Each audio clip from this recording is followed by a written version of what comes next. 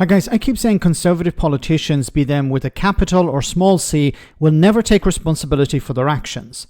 They will always seek to blame others, be them real or imaginary. The US military is struggling with a recruitment problem, but instead of trying to understand why and remedy it, the Defense Secretary Pete Hegseth, who may or may not be for the chop, listed off what he sees are the problems facing the US military. Can you guess the main one?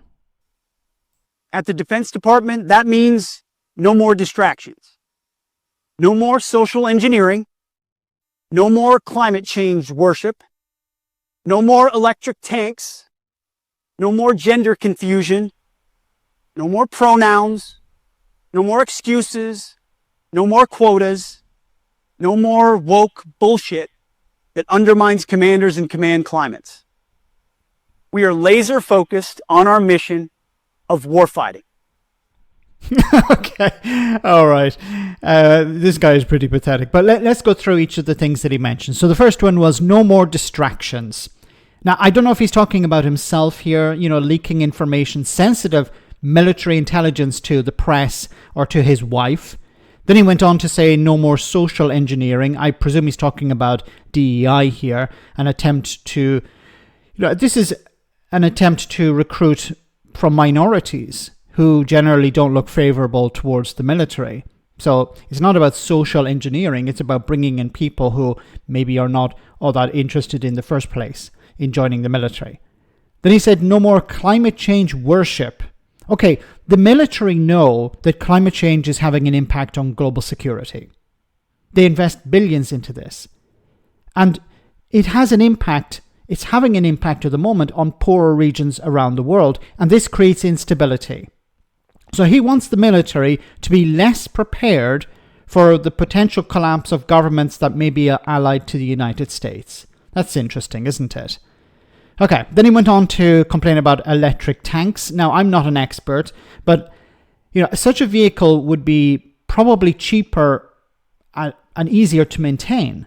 Tanks require expensive maintenance, which can be problematic if you're in the middle of a battlefield and you can't access the parts you need.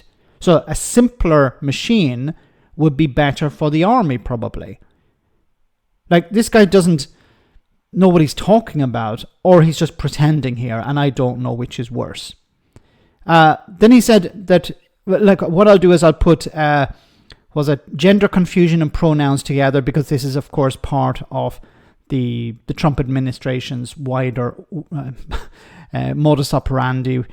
Then he said no more excuses. Well, you are a conservative, so of course you're going to blame everyone else.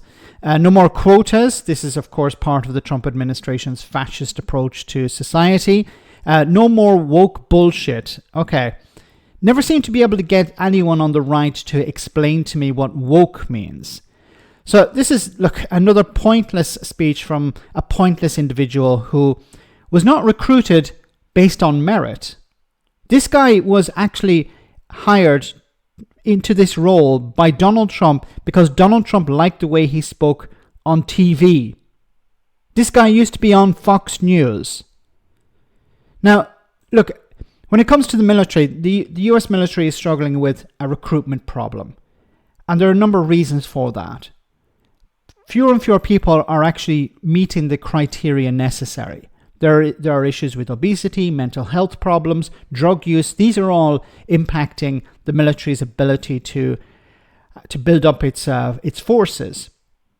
There's economic competition, so people would prefer a different career. Maybe it pays better, the conditions are better. There was a time when a job in the military was something that many people sought after, but that doesn't seem to be the case today. Fewer young people are members of military families, so there's no natural cycle of going into the military because your dad or uncle or mom or whatever was in the military. And of course, probably one of the biggest problems is the erosion of trust. People are asking themselves, why should I join the military? Why should I risk my life for people like this guy?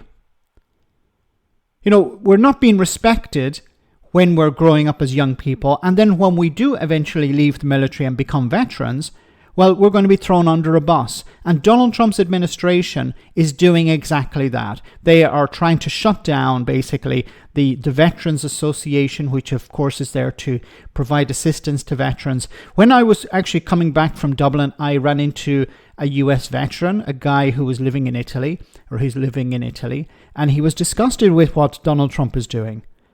And I brought up the point about how Trump is trying to destroy the Veterans Association, and he agreed with me. So it's going to be difficult to recruit generally, but when you have people like this who are there not because they have any sort of ability, it's just because Donald Trump liked them, then I think it's going to make it even more difficult. And just blaming others, blaming others is not going to fix the problem.